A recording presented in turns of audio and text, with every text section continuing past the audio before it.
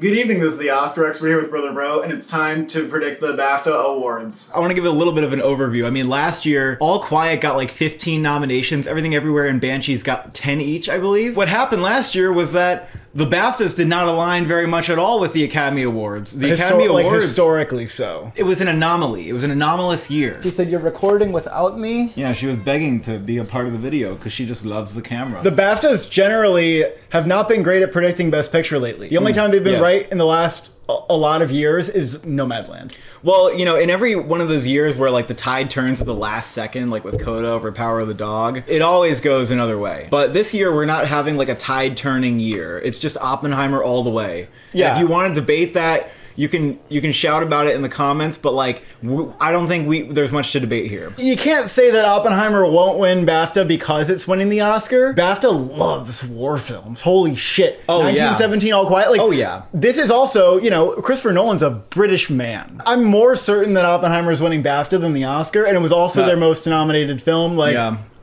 that's just what's happening. It's just a no-brainer. If there was a runner-up, it wouldn't be Anatomy of a Fall like Gold Derby says. I believe that it would be Poor Things. I think Poor Things is very strong and British, and it's having a good moment because it's out in theaters. People are seeing it's making money, and it's very well liked. Like, the audience scores are fantastic on the movie, but I still think that Oppenheimer just won't be taken down. Poor Things is number 2 for most nominated, so that naturally leaves it in the position of being the number 2 for Best Picture, because at BAFTA that seems to matter more than at the Academy Awards. If you're the most nominated film. Obviously last year it mattered a whole fuck. The only example I could find was Dune versus Power of the Dog. Nomadland wasn't the most nominated film either.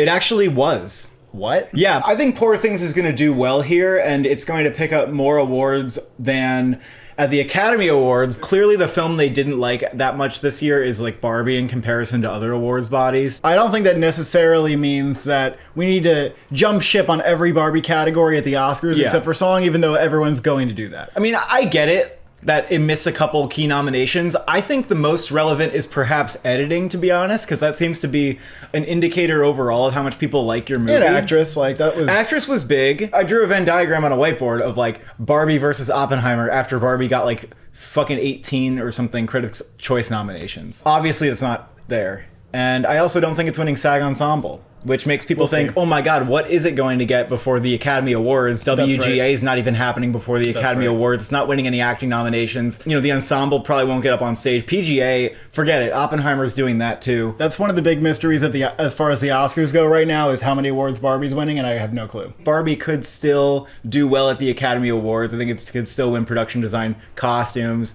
maybe screenplay, but I get that that's like a loaded package given that, you know, it's had a couple misses. All right, for director, we don't need to discuss this very long. Nolan's winning, absolutely. Yeah. I think Glazer is actually, funny enough, the runner-up, even though his film didn't get Best Film.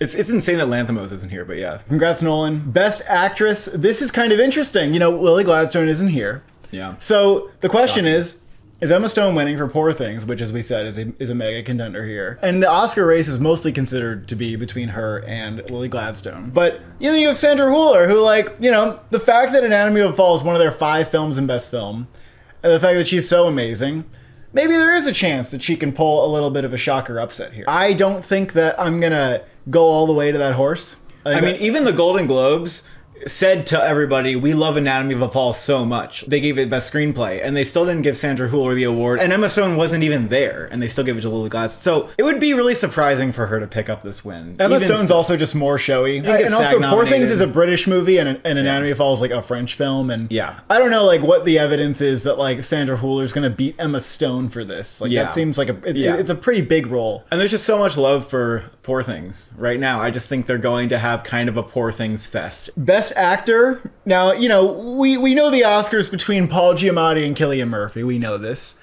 The SAG might go to Paul Giamatti or Cillian Murphy. I don't know what way that's going, but I am pretty strongly feeling like Cillian Murphy's going to take the BAFTA. He's from Ireland. Close enough. Yeah. And that's going to be their favorite movie that they throw a party for. Holdovers doesn't feel like Paul Giamatti is winning the BAFTA for that. Just doesn't. Like, Cillian Murphy's going to happen here. That's going to be his win. And, you know, if Paul Giamatti wins the SAG, we can have a little fun discussion on, like, what that means and who's more likely. I don't even know where I'd land on that, but I think that we're heading for a Cillian Murphy win here. Supporting Actress. This is also, like, a little bit interesting, I think. Divine Joy Randolph has been sweeping. We've all seen it. We all know it. But, you know, what happened last year? Ke Huy Quan was sweeping, and he lost the award to Barry Keoghan. And sometimes you can sweep and lose the award at BAFTA. It happened with Christian Bale in The Fighter, and then he lost to Jeffrey Rush for The King's Speech. Also, Helena Bonham Carter also won that award over Melissa Leo. Dev Patel beat Mahershala Ali for Moonlight. Yeah. So if it is going to happen that there's going to be an upset, it's going to go to a British person. That's what Emily Blunt's doing here. Sometimes people get ahead of themselves, though, and they try to predict British things that don't happen. Yeah. We can go with some examples. One of them is that people thought that Mahershala Ali would lose for the Green Book Award to Richard E. Grant for Can You Ever Forgive Me? Didn't happen. People thought that Benedict Cumberbatch would win Best Actor instead of Will Smith. That's a big one. That was a big one because Power of the Dog was the frontrunner for Best Picture. Divine Joy Randolph, I think it's a little weak that she is on her first, awards go. Whereas Emily Blunt is more of a seasoned vet. She got a nomination for The Girl in the Train. I just want to say that. I mean, every year you can make this argument. 2 years ago, you could have said Ariana DeBose is going to lose to Katrina Balfe for Belfast. I feel like if you try too hard to predict it to happen, it doesn't. Exactly. But then when you least expect it, it does. Right. So I don't know what to think, because I think that, there are worlds where both of these outcomes happen. Divine Joy Randolph is just probably going to win. I think she's most likely to win. It would be a weird upset for Emily Blunt to win. If you're trying to go for accuracy, you should go for Divine Joy Randolph. But if you're like, oh, let's have some fun and let's try to predict a category that the Oscars probably won't do, then you could do it. And Emily Blunt has 2 previous BAFTA nominations and has never won. Usually I try not to fall for this, but Emily Blunt, I think, doesn't do as much as Divine Joy Randolph. Probably still go with Divine Joy Randolph, honestly. I think it's just too big of a leap for me to take, and I play it on the safe side. Supporting actor, congrats Robert Downey Jr. It's not going any other way. They didn't care about Barbie, and then everything else is just not happening. Yeah, no one here is win competitive except Ryan Gosling. I could argue that that's not even What's the evidence that he's win competitive? There is none. Yeah, exactly. But it's just that people could argue it. Not here, though. Not here. They didn't like Barbie that much. Original screenplay. 2 of these movies are in Best Picture. The rest aren't. So let's narrow it down like that. Yep. The Holdovers and Anatomy of a Fall. Now, people have been screaming all year about how The Holdovers is going to win, screenplay. And I have never thought so. I don't think that it's going to happen here. I don't think The Holdovers is, actually going to win Best Picture like some people are trying to anticipate. It didn't win Critics' Choice, even though it swept a lot of critics groups. And it didn't win the Golden Globe. Anatomy of a Fall has Golden Globe and is probably most likely to win the Oscar. Yeah. So let's go with that. Yeah. Let's go and just say that that's... Anatomy of a Fall feels very strong in general. It did excellently at BAFTA. It translated to the Academy Awards. They clearly loved the movie. I think Anatomy of a Fall feels like the movie that people are getting behind. Barbie's not going to do it. Very much a righty movie and a film that's written by its director. Adapted screenplay. This one's actually I don't know. I don't know what to do. Let's, once again, let's narrow it down to the movies that are in the Best Film category. Although, I don't know, maybe I should point out that Coda beat fucking Power of the Dog and wasn't even nominated. American Fiction is maybe a movie that could be the exception. Sure. But that movie didn't even make it into their shortlisted 10 If American Fiction wins Best Screenplay here, you have to predict Jeffrey Wright didn't even get nominated for the... Yep. Yeah. It's Poor Things or Oppenheimer to me. Now, Poor Things... it hasn't won any screenplay awards. Both of them haven't, actually. None of them won the Golden Globe, and none of them won the Critics' Choice. Poor Things is #1 on Gold Derby. A lot of people are leaning Oppenheimer in screenplay at the Oscars right now. Mm-hmm. So why are they saying that Poor Things is going to beat it here? That's very odd to me. I don't know why they're so confident about this. Because if you think that Oppenheimer is going to win the Oscar, and you don't think it's going to win any precursors for screenplay, what, If that's what you think, you should be predicting it to win here. That would be a very good sign for you. Tony McNamara got it for the favorite here. I'm curious. I'm really curious if Oppenheimer's going to win screenplay. It's up against Barbie and Poor Things and American Fiction at the Oscars. Even though Oppenheimer has been, the director technical movie this year, I wouldn't be that surprised if people felt like the screenplay is also worthy because Nolan is a distinguished writer, always has been since Memento, and he wrote his screenplay in first person. That's the sort of gimmick here. But Poor Things, it has comedy, a lot of wit, a lot of originality here. And like we were saying, probably a #2 to win Best Film here. But I also want to say this, we know that Oppenheimer won Critics' Choice and Golden Globe. Why didn't it win screenplay at those places? My intuition has always been that Oppenheimer will take director but not screenplay. Yes. And so far, that's kind of played out. When you are a comedy and you have witty dialogue, that gives you a major leg up. That would be like a Poor Things winning. I don't think Oppenheimer's gonna have a problem if it doesn't win screenplay. Like, it can just keep going. Some people think it's so strong that it just has to, but I feel like when a movie has to win screenplay to go along with Best Picture, it's because it's one of a few awards that it's winning. Like, Argo had to win screenplay because what else was it gonna win or whatever. But I feel like Oppenheimer clearly has so much else to its package. Power of the Dog didn't even win fucking screenplay. Actually, a lot of times BAFTAs go against this. 12 Years a Slave didn't even win screenplay at BAFTA. Well, it's interesting because Nomadland wins Best Picture, but The Father wins Best Screenplay. Power of the Dog wins Best Picture, but Coda wins Best Screenplay. BAFTA's actually pretty 50-50 in terms of their Best Picture winners winning screenplay, which is less than the Oscars are. The Oscars are like, 2/3 at least. Yeah. I think this gives us very good reason to go with Poor Things. I'll do it. Look, if Oppenheimer doesn't win this, I'm not going to predict it for the Oscar. I'm going to go with Barbie or something. Sorry. If Oppenheimer doesn't win this, you have to be thinking it's going to only win the Oscar for screenplay, unless you think it's winning WGA. The WGA Critics' Choice combo is really good, and we can assume that WGA probably would have went to Barbie, and so that Barbie probably has that, so you can chill out. Or American Fiction would also have had both. Yeah, you're just making me feel better about predicting Barbie for screenplay at the Oscars. I mean, we'll see. Like, if Oppenheimer wins this, then it has a shot. It does. Cinematography, Oppenheimer, I think, will win this as well, but I think there's a case for Poor Things, which just won the British Society of Cinematographers Award. Doesn't necessarily correlate that much. Doesn't correlate that much at all, actually. Oppenheimer might just be, quite in the lead here. If it wins ASC, then we'll talk about it pulling a Mank or something. I just feel like Oppenheimer has the aura of a Best Cinematography winner. BSC is correlated more with the Oscar winner than with the BAFTA winner. Kind of interesting. Costumes. We know that it's Barbie v. Poor Things at the Oscars, but I was saying it from a long time ago that we're going to see exactly what happened with Black Panther versus The Favorite. Even though I think that Poor Things is The Favorite on steroids. Critics' Choice, going to give Barbie production design costumes. They did that. BAFTA is going to give Poor Things production design costumes. Very simple equation to me. Even just in how well these played out at the nominations, that's what's going to happen. That's just what's going to happen. And then after this, people are going to start predicting against Barbie for the Oscar. ADG, Art Directors Guild, gave Poor Things the award. And that also makes it a really close race between Poor Things and Barbie at the Oscars. Some people think that makes it over. That makes it just flat out over. Critics' Choice is pretty good at predicting production design and costumes. I mean, so is ADG, to be fucking fair. Okay? But last year, costumes, Black Panther Wakanda Forever, Critics' Choice called it, and the guilds went with Everything Everywhere because they loved the movie. I also think that Barbie losing guilds is a little troubling, because we saw last year Everything Everywhere would just win guilds like it was nobody's business. And we always thought the guilds would really be on Barbie's side. So if Barbie isn't winning SAG Ensemble and it's only winning the costume guild, that's going to be another sign of a little weakness for that movie. But maybe Poor Things is really having a moment, because Poor Things is quite popular. Yeah. So makeup, Maestro or Poor Things is really the question. I mean, I don't really think Oppenheimer is doing anything. I don't think Napoleon's going to pull something, although they kind of do the powder and wigs sometimes, more than the Oscars would. Why wouldn't it be Maestro? I don't have a good answer. Yeah. Is it just that they like Poor Things more? I think these are the same people who were like, Maestro's going to underperform at the Oscars, who are saying that's not going to get Best Makeup. I don't see anything to support this. The BAFTAs liked Maestro a lot. The Oscars liked Maestro a lot. It got all the nominations it was supposed to get, really. And we all know makeup is not the Best Picture award, all right? Bombshell won makeup, and Ma Rainey won makeup, and The Eyes of Tammy Faye won makeup. The favorite one. The favorite one. Yeah, The Favorite. I know that's the powder. That's why you're saying it likes powder. Actually, that's crazy that The Favorite beat Vice. That's actually it is, because Vice was yeah, you're right. That was everything. Yeah, because The Favorite is Poor Things, right? Poor Things has Poor Things also has prosthetics. Prosthetics. Huh? That could happen.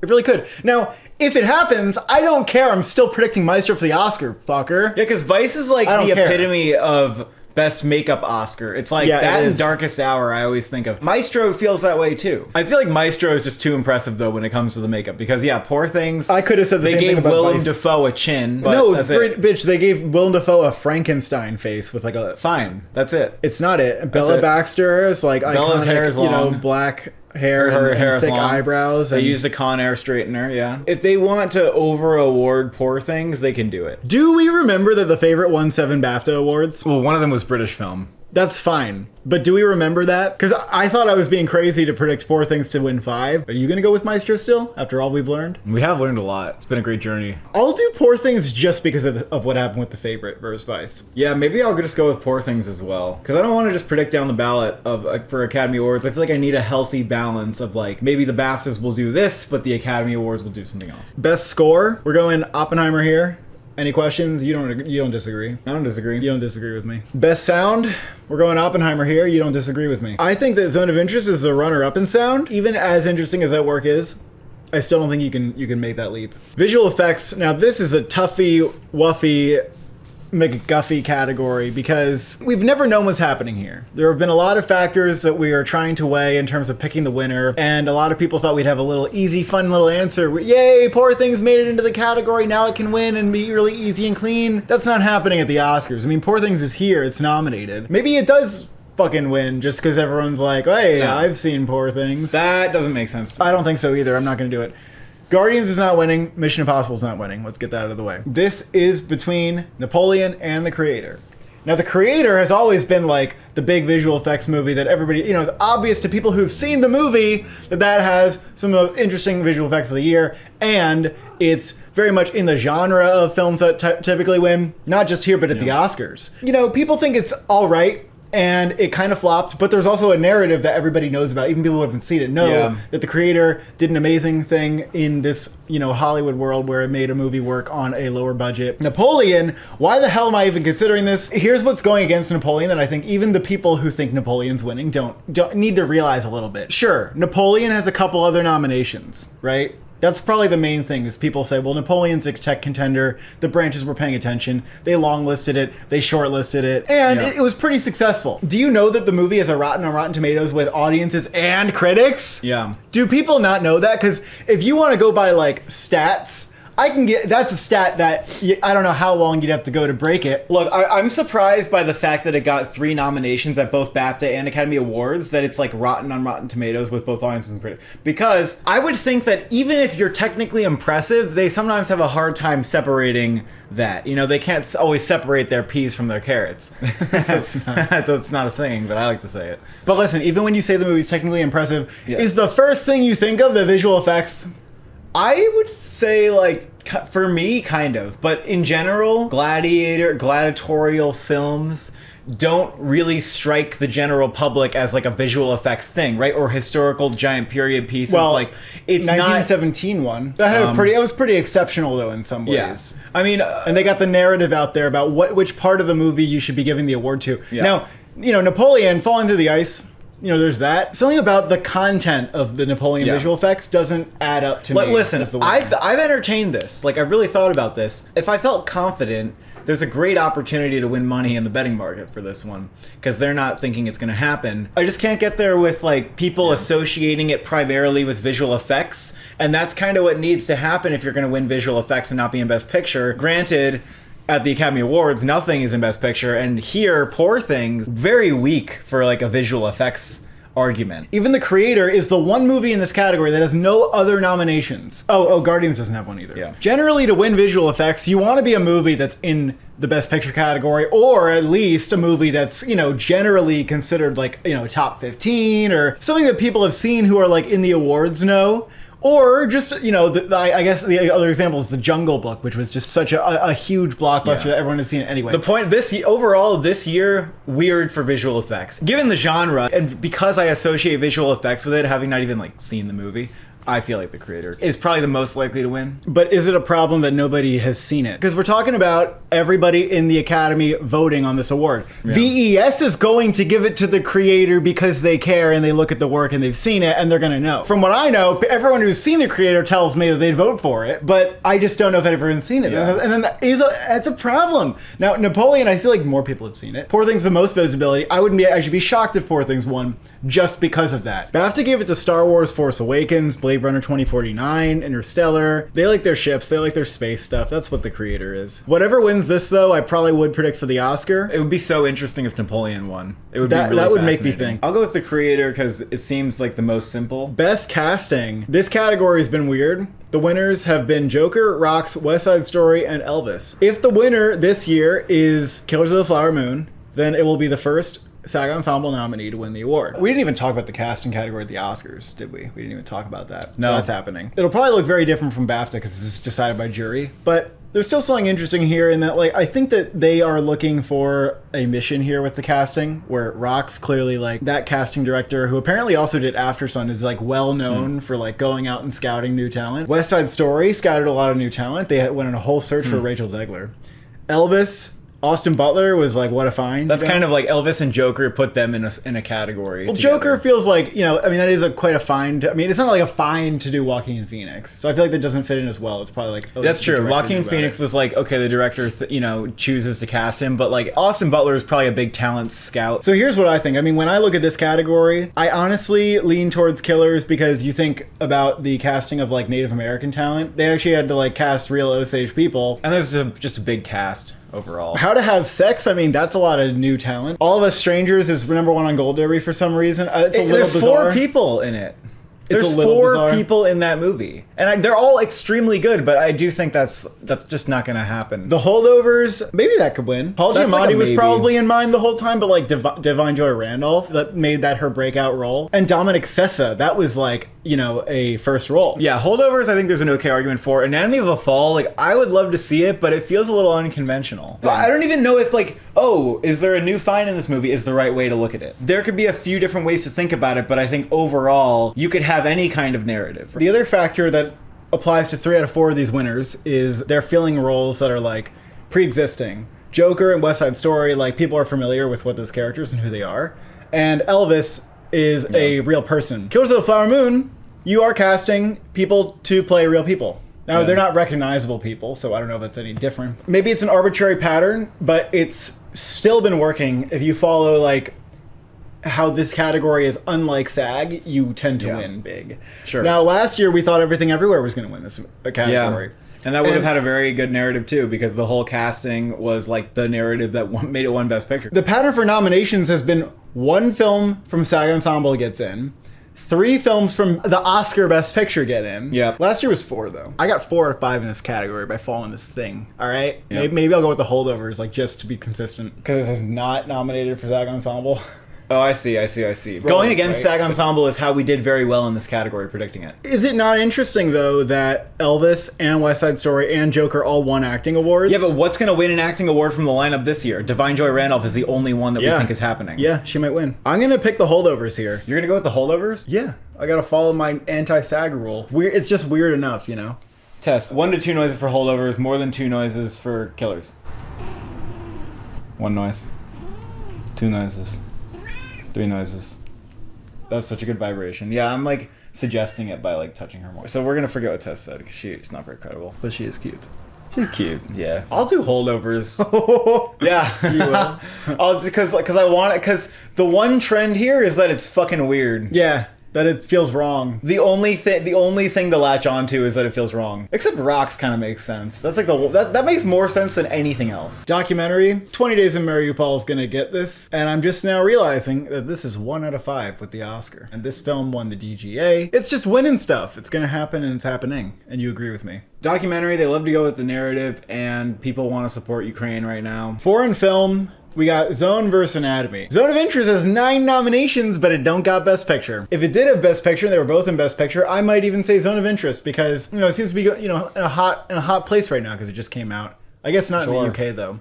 But it's been getting more buzz online and stuff like that because it's been released. Is there a chance that, you know, like with Coda and Power of the Dog, maybe Zone of Interest, you know, it missed Best Film, but it still has, you know, it still has more fans in this category. Like, maybe. I'm not going to say that couldn't happen. It got a lot of nominations, my God. But I still think Anatomy, you know, that made it into Best Film. Okay? Yeah, so we think it's winning screenplay. So I'm going to go with Anatomy. They both have Best Screenplay. They both have Best Director. It's kind of close, actually. And Zone of Interest is home turf, but the foreign film category is not really meant for home turf. I think they'll still go with Anatomy because that's just been what people are doing. Even when these films are facing off, they just tend to go with Anatomy. British film.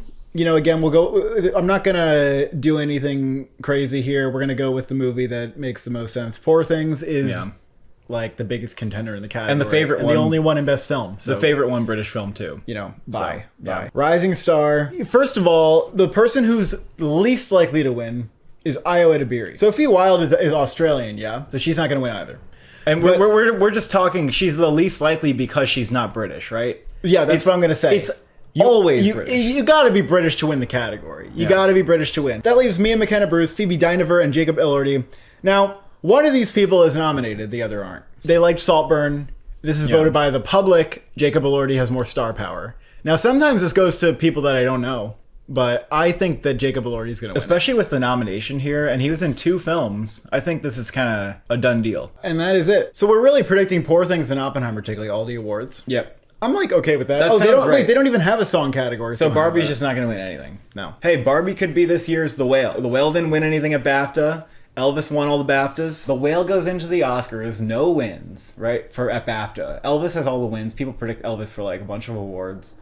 And then The Whale takes 2 of those awards, you know? Barbie could still take the awards away from Poor Things at the Oscars, even though Poor Things is going to take the awards away from Barbie at the BAFTAs. You know, it's interesting. Now we know, like, what would be the runner-up for Oppenheimer at the Oscars if Oppenheimer didn't exist this year. And you'd probably just go and say Poor Things, because Lanthimos would probably be winning Best Director. And at the BAFTAs, they would have given it to Poor Things. They would have given Poor Things, like, a ton of awards. This is probably true unless the holdovers.